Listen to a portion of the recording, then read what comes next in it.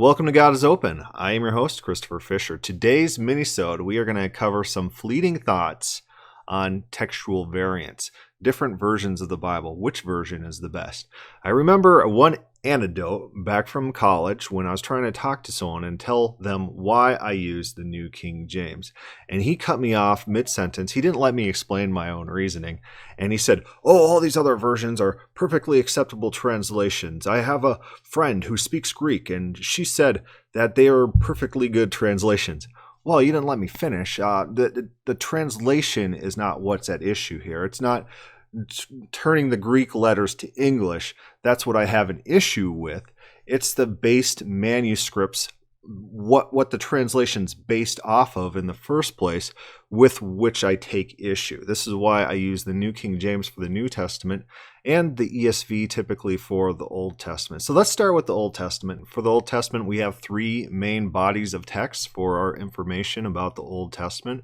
Number one, we got the Masoretic text, which is a 10th century Hebrew text. The features of this text is it has punctuation, and the punctuation itself is a commentary on the text. Based on whatever stems are being added into the Hebrew, that's the translator's own interpretation of what the text says. This might become important when we're looking at Genesis 1:1. Is Genesis 1:1 the first act in history, or is it setting up a story to be told later and not an act at all? This is the creation of the universe, and then here's how it was created versus, and in the beginning, God created the heavens and the earth. That's his first act. So the Masoretic text takes the idea in Genesis 1:1 that it's setting up a narrative. It's a dependent clause. It's not setting up God's first act. We know this by the different stems that they use. Of course, that punctuation is a 10th century commentary on the original text of the Bible. An older Hebrew text that we have is the Dead Sea Scrolls, ranging in date from the time of Christ to 200 years prior to that. So we got a nice, good time range for those documents. Very old and very accurate as compared to the Masoretic text. We know that the Masoretic text, there's hardly any changes between that big of a time gap period. So it gives me high confidence in any real translation of the Old Testament.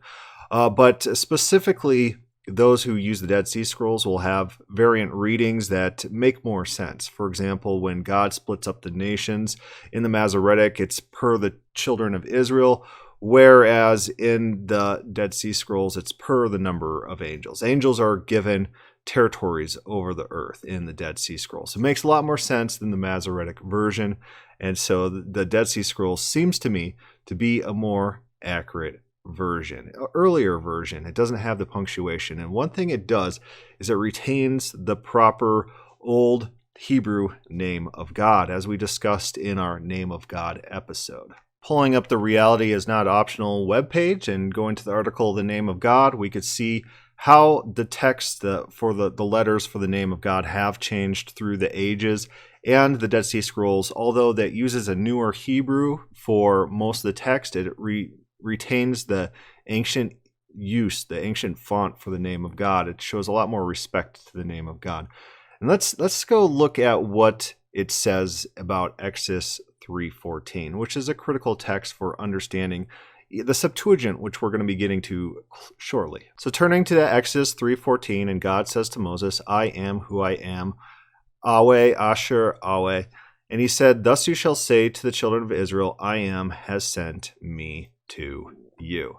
So this is God's name for himself, very important. The Septuagint is the next version of the Bible that we're going to be talking about. This is a Greek translation, which was undertook in about 200 BC by a group of scholars under the Ptolemies. And these were Hellenized translators who seem to de-anthropomorphize God systematically throughout the text. So in the Septuagint, when we turn to Exodus 3:14, we have a very Hellenized version of God's name. Basically, it states, I am the being, or I am the one, in the LXX. A very Platonistic type of interpretation, which we know is inaccurate based on the Dead Sea Scrolls version, and based on all sorts of other commentary we have about the Septuagint how that rolls, how it de-anthropomorphizes God systematically. We'll turn to Origen saying as much. Well, he talks about the very bad translation of the LXX from the Hebrew that we have. But we'll read this paragraph first.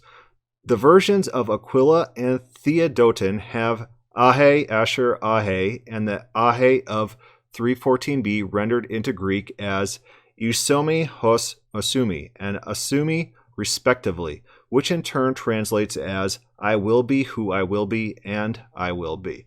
This Aquila version we'll cover a little bit later. This is the actual Greek version who tried to do justice to the Greek text. And so when you see Aquila in reference to any different version of the Greek Old Testament, we don't have it in full, but the fragments we do have are fairly accurate, to the detriment of the reader. It won't transliterate Hebrew idioms into the Greek. It'll just translate literally into the Greek to a large extent. It's a very faithful rendering of the Hebrew, whereas the LXX is not faithful, adds a bunch of things, and as Origen says, that they include a lot of stuff that's just not in the Hebrew. Let's keep in mind who Origen is. Origen is a compiler of various versions of the Bible. He sought textual accuracy was his big thing. And so one of his main works was when he took various Greek versions and put them up against a Hebrew version, showing various differences. He went to even entertain that for the New Testament because of all the different New Testament versions rolling around. We need to separate in our mind, though, the Old Testament from the New Testament in this context. LXX, a bad translation, translates Exodus 3:14 in a Platonic sense, de-anthropomorphizes God throughout the text. Origen criticizes this text. But let's go on with this paragraph. There could have been several reasons why they chose to translate the words of Exodus 3:14 in this way, but among them would certainly have been the desire to produce a translation that would be more true to the Hebrew original than the Septuagint. For this reason, they would have wanted to restore the idiom per idiom form of ehe, asher, ehe, and so they did. However, had the translator's only purpose been to restore the idiom per idiom form, then most obvious revision of ego eimi ho on would have been ego eimi ho ego eimi, which would have at least preserved the only literal translation of ehe that does feature in the Septuagint version of the verse ego eimi. Instead, they chose to replace the words ego eimi with esomi, which is to replace the words I am with I will be. Remember Rabbi Sachs talking about this? That the verse in question in the Hebrew means I will be who I will be. God's talking about his role in Israel's history and him not being confined to the norms, that he is a God that is intimately connected with Israel and will accomplish great things in their history, in the context. This is the meaning of the word, rather than the philosophical Greek take, the Platonic take, in which this is a statement of absolute being. Oh, God is the one, he's immutable, he's outside of space and time. You'll see that definition in various systematic theologies of this verse. It's just not there. It might be in the LXX, a Platonic text, a text that was made in the Alexandria region and which took vast liberties with the Hebrew text. It's not to be trusted. I don't trust the LXX at all. I trust it as far as I could throw it, and I don't got any copies to throw. Instead, they chose to replace the words ego eimi with esomi, which is to replace the words I am with I will be. And in keeping with the apparent intention of the Hebrew text, they translated all three occurrences of ehe in this way. That Aquila translation, way better than the LXX. LXX has some problems.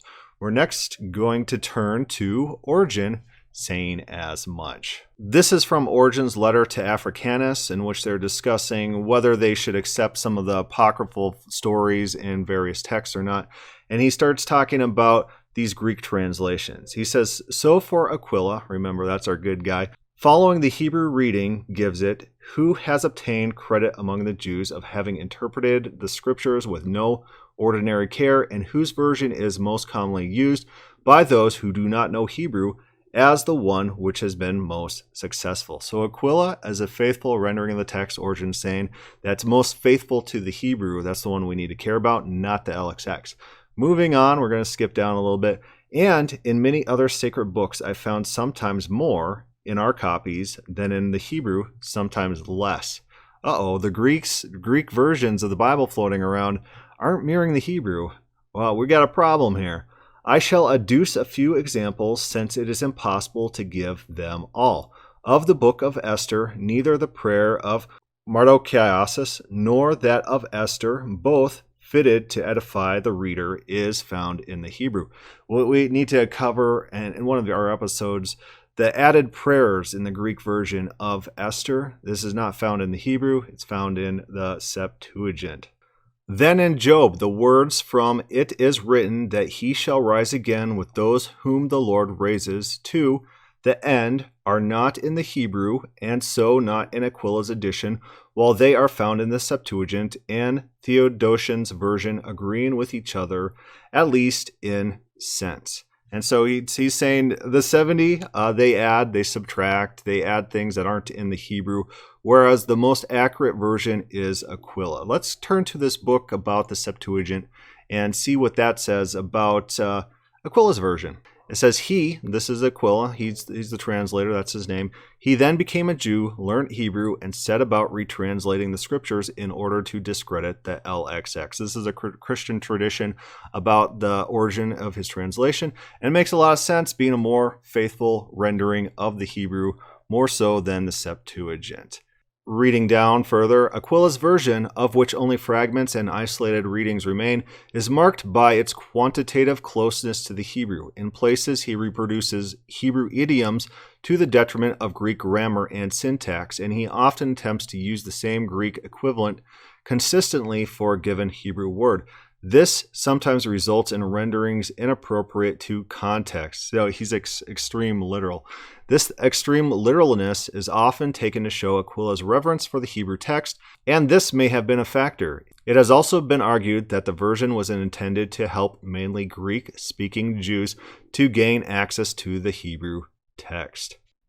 Flipping over to this text, Anti-Anthropomorphism in the Greek Pentateuch by Charles Theodore Frisch, he notes this: ever since the beginning of scientific investigation of the Greek Old Testament, scholars have noted that translators sought to remove or moderate many of the human qualities and emotions attributed to God in the Hebrew Old Testament. Yet no one has assembled the examples, let alone classify them, for special study.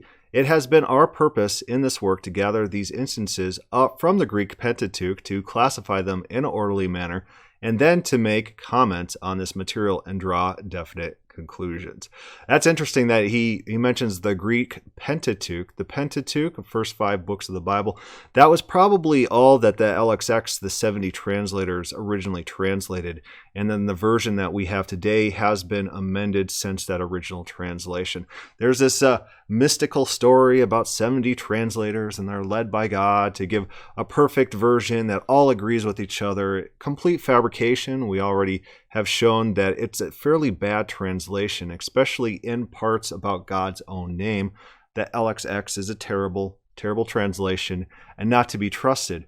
The Greek Pentateuch de-anthropomorphizes God per the Hebrew. Remember, in the Greek mindset, in the Platonic mind, God having human actions, emotions, thoughts, attributes was a bad thing, and those types of ideas had to be mitigated, changed, and they had to be made more relevant to an Alexandrian, more chic audience, more culturally relevant audience.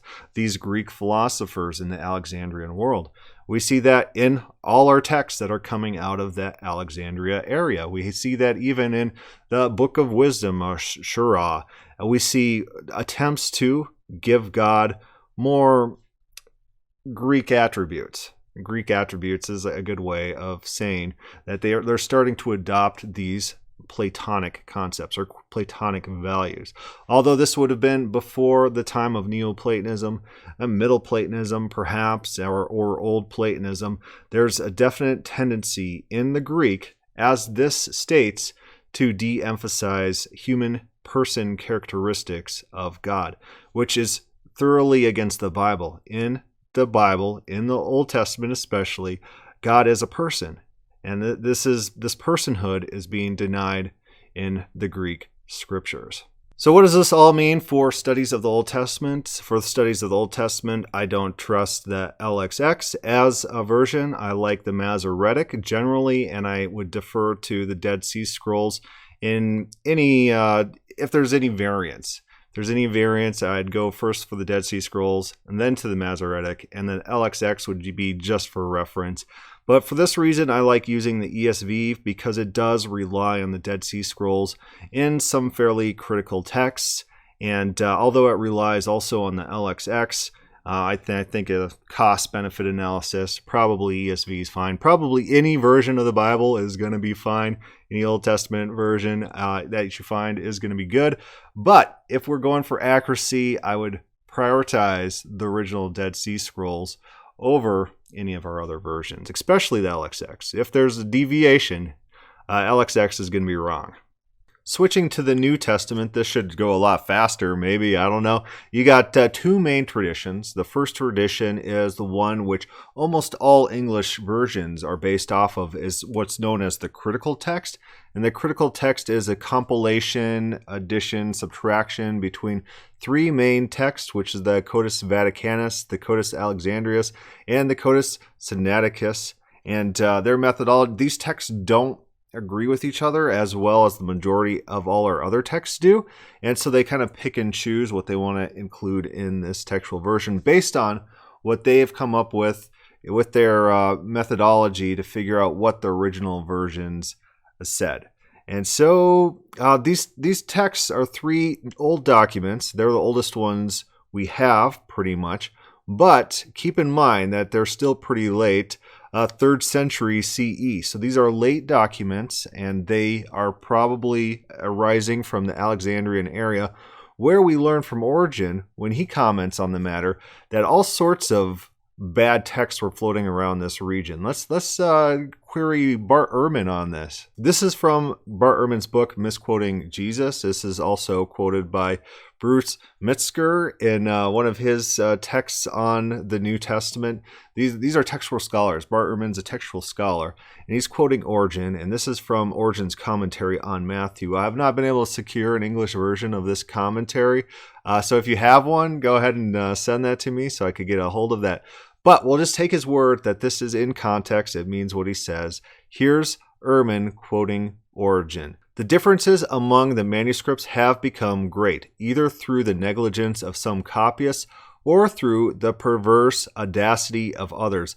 They either neglect to check over what they have transcribed, or in the process of checking, they make additions or deletions as they please. So notoriously, Origen, he was a compiler of the Bible, and so he'd compile all these Old Testament texts for comparison. He did not want to compile something like that about the New Testament. There are too many Greek New Testament versions floating around in his area, in Alexandria, and this is the source of these documents by which the critical text is made up of scholars coming together and saying, oh, this is probably the right version. We'll go with the Alexandrinus here. We'll go with the Sinaiticus here. We'll go with the Vaticanus here. Picking and choosing what they want to include or disclude in the critical text. I don't quite trust that methodology. I'd rather go with our next option, which is the Byzantine option, which is the majority of all manuscripts that we have in existence, and not just three random ones, which happen to survive from an area that was fraught with bad manuscripts. The majority of all the documents which survive, which primarily agree with each other fairly closely, more so than these three other primary quote-unquote critical texts, that's where we get what's known as the majority text, which the only Bible version which uses the majority text for the New Testament is the New King James. The King James, King James onlyists will be quick to point out, is that that's based on what's known as the Textus Receptus. Textus Receptus is very close to the Byzantine or the majority text, but in places it uses the Latin Vulgate, because when it was compiled off of inferior manuscripts, and where the Greek was missing, it was filled in with the Latin Vulgate. I'm not a big believer in the Latin Vulgate, so I'll kind of skip the Textus Receptus, and I'll skip the King James as a result. But majority text is what I'll go with, New King James. But real quick, let's just emphasize this point with Origen and pull up a paper, a dissertation that I got my hands on. This is coming from the dissertation called Explicit References to New Testament Variant Readings Among the Greek and Latin Church Fathers. This whole paragraph is worth quoting in whole. It's about the New Testament and the Old Testament, and it's about Origen. The Hexapleia was a major undertaking, comparing the entire LXX, which became the standard Old Testament text for the church, against other Greek and Hebrew witnesses.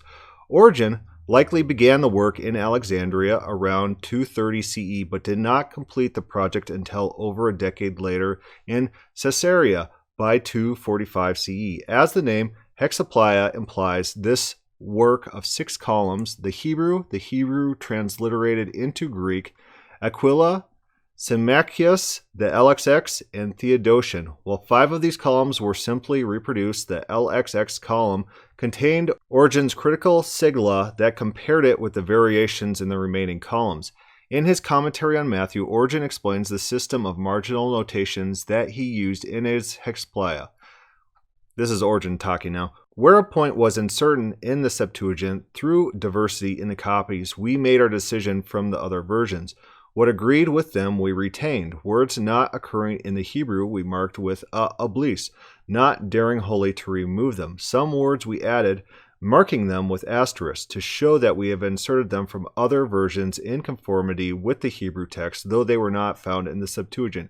He who wishes may pass over these words, but if anyone dislikes my method, he must do as he pleases about accepting such words or the reverse. So he was very careful with the text, and he gave people options. He put in all his findings, put in all his marks to show where the Septuagint varied from multiple manuscripts and from the Hebrew text, and he let readers come to their own conclusions. So Origen in this regard is a biblical hero for preserving accuracy of the text. Let's skip down further in this dissertation. The question has been asked and answered more than once whether Origen ever created a recension of the New Testament. This is an especially important and intriguing question since Origen is the Old Testament textual scholar par excellence.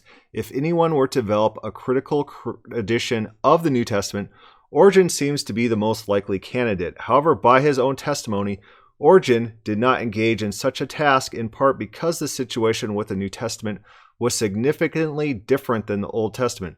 He created the Hexapleia because of variations with the original language and the inability of most Christians to compare the Greek Old Testament to the Hebrew themselves, and the apologetic need to understand on what text the Jews were basing their theological arguments.